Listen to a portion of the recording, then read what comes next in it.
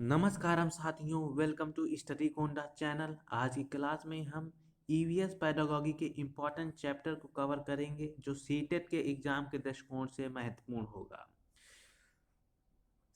EVS pedagogy में EVS का उद्देश्य होता है बच्चे को संवेदनशील बनाना। किसी भी क्षेत्र में बच्चे को कैसा बनाना, संवेदनशील बनाना, ताकि वो रिजिड कठोर ना रहे। वो हमारे क्षेत्र कौन कौन से हैं? ये सभी हमारे क्षेत्र हैं। पहला रहता है इंडिविजुअल डिफरेंसेस। बच्चे को ईवीएस शिक्षक का ये कार्य होता है कि बच्चे को इंडिविजुअल डिफरेंसेस में सेंसिटिव बनाना। ये क्या होता है? जो इंडिविजुअल डिफरेंस होते हैं, जैसे समाज में कई गरीब पिछड़े लोग होते हैं, उनके बच्चे होते हैं, तो बच्चे उनसे घृणा न करें बल्कि उनके पर संवेदनशील रहे। ये हमारा आ जाता है। और दूसरा होता है प्लांट्स के बीच, अर्थात पौधों के बीच, पौधों के लिए बच्चे को पौधों के प्रति सेंसिटिव बनाना। तो इसको बनाने का सबसे अच्छा प्रकार ये है कि बच्चे को हम क्या कुछ पौधे दे दें और उसको लगाने के लिए कहें, तो इससे वो क्या होगा, सेंसिटिव बनना शुरू हो जाएगा। और वाटर संरक्षण, वाटर के प्रति बच्चे को संवेदनशील बनाना, वाटर के बचाने के लिए उसके उसकी अहमियत को समझाने के लिए बच्चे को संवेदनशील बनाना एक ईवीएस शिक्षक का कर्तव्य होता है।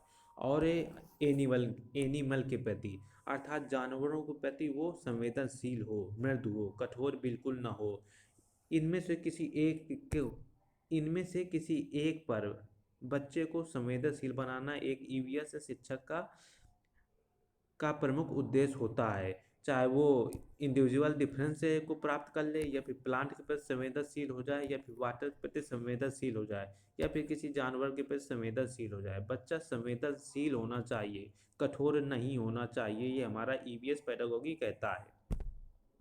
इस टॉपिक से एक क्वेश्चन प्रैक्टिस करने से ये टॉपिक और भी ज़्यादा क्लियर हो जाएगा। जैसे कि हमारा प्रश्न है, प्राथमिक स्तर पर ईवीएस के पाठचर्या के अनुसार विद्यार्थियों के हमारे देश में कुछ सामाजिक मुद्दों पर के प्रति संवेदनशील बनाया जाता है।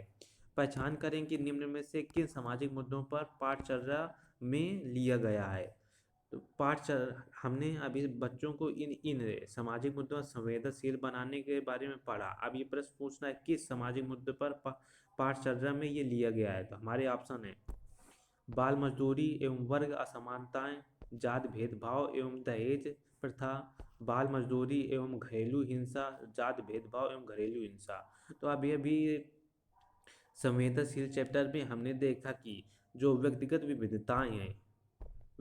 जो विभिन्नताएं हैं, अर्थात समाज में भिन्न भिन्न प्रकार के लोग रहते हैं, अमीर गरीब, उनके प्रति बच्चे को संवेदनशील बनाना है। तो हमारे पाठचर्या में ये टॉपिक है, तो इसलिए राइट ऑप्शन हो जाएगा हमारा first. I hope you understood this chapter. अगला हमारा चैप्टर आ जाता है पर्यावरण के उद्देश्य, अर्थात इन्वायरमेंट। हम जो ईवीएस पढ़ाते हैं उसके उद्देश्य क्या हैं। Very very important CTET exam के दृष्टिकोण से पहला आ जाता है, जो कि बहुत ही ज़्यादा इंपॉर्टेंट है। शिक्षा का केंद्र चाइल्ड सेंटर होना चाहिए। चाइल्ड सेंटर ईवीएस हमको बताता है कि बच्चा, हमारी जो ईवीएस की शिक्षा है कैसी होनी चाहिए, चाइल्ड सेंटर होना चाहिए, अर्थात बाल केंद्रित शिक्षा होनी चाहिए। और इस बाल केंद्रित शिक्षा में बालक और शिक्षक दोनों सहकर्मी होकर काम करेंगे, अर्थात एक साथ मिलकर काम करेंगे। और जो शिक्षक का काम है, बच्चों को खुद खोज करने के अवसर मिलने चाहिए, अर्थात शिक्षक का काम होगा कि बच्चों को खुद खोजने का प्रयास करना चाहिए, न कि उसे सिखाने का प्रयास, बल्कि वो स्वयं खोज करे। ये हमारा ईवीएस का एक प्रमुख उद्देश्य है। अगला इंपॉर्टेंट उद्देश्य आ जाता है हमारा, बच्चों को रटने की जो प्रवृत्ति होती है उसे कम करना चाहिए। ये हमारा एनसीएफ भी कहता है। एनसीएफ भी हमारा रटने की प्रवृत्ति को कम करने की बात करता है। और डिफिनीशन, वर्णन आदि को स्थान नहीं देना चाहिए, अर्थात हमारा जो ईवीएस का एक प्रमुख उद्देश्य है रटने की प्रवृत्ति को कम करना, और जो डिफिनीशन है उनके स्थान पर कॉन्सेप्ट को जगह देना, अर्थात हमको बालक को कॉन्सेप्ट के जरिए ही अधिक से अधिक ज्ञान देना है और उसके वास्तविक आसपास के ज्ञान से उसको जोड़ना है। अगला हमारा इम्पोर्टेंट उद्देश्य है ईवीएस पढ़ाने का, बच्चों को ज़्यादा से ज़्यादा मौके दिए जाएं।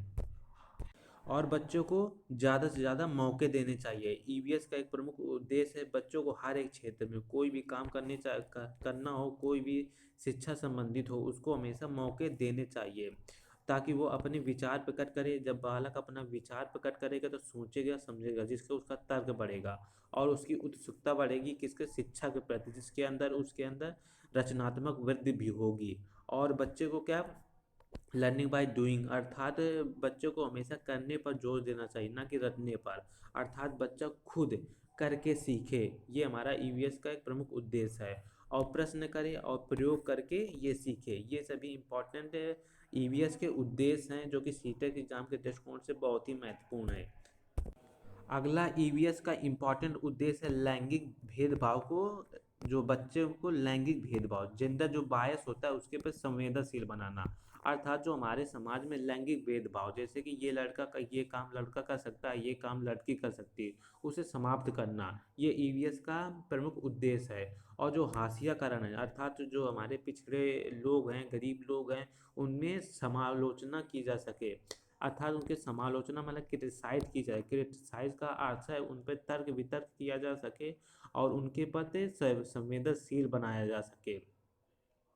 और अगला है प्राकृतिक, सामाजिक और सांस्कृतिक वातावरण वातावरण के बीच संबंधों का पता लगाने। अर्थात ईवीएस का ये भी उद्देश्य है कि जो हमारा प्राकृतिक वातावरण है, नेचर है, जो हमारा सोसाइटी है और जो हमारा कल्चर है, अर्थात इसके सांस्कृतिक कल्चर है, जो इन सब का वातावरण है, इनको बच्चों को ज्ञान देना और इनमें समझ विकसित करना, ये ईवीएस का प्रमुख उद्देश्य है। ये ईवीएस के प्रमुख उद्देश्य हैं जो कि हमारे सीटेट के एग्जाम से बहुत ही ज़्यादा दृष्टिकोण से महत्वपूर्ण है। हम इन ईवीएस के उद्देश्यों पर आधारित कुछ प्रश्न कर लेते हैं ताकि ये हमारा पूरा टॉपिक क्लियर हो सके। किस प्रकार के सीटेट के एग्जाम में इससे क्वेश्चन बनते हैं। हमारा पहला क्वेश्चन है, निम्नलिखित में से प्राथमिक स्तर के पर्यावरण अध्ययन का क्या उद्देश्य है। हमारे ऑप्शन है, ऑप्शन नंबर लैंगिक भेदभाव से संबंधित मुद्दों पर सीखने वालों को संवेदनशील बनाना। ऑप्शन सेकंड है, स्थानीय उपलब्ध सामग्रियों से सरल प्रारूपों का विकास करना। ऑप्शन थर्ड है, विद्यार्थियों को उच्च प्राथमिक विज्ञान संपत्तियों के लिए क्रमिक रूप से तैयार करना। ऑप्शन फोर्थ है, विद्यार्थियों को उनके आसपास पड़ोस में उपलब्ध व्यावसायिक विकल्प को अभिमुख करना।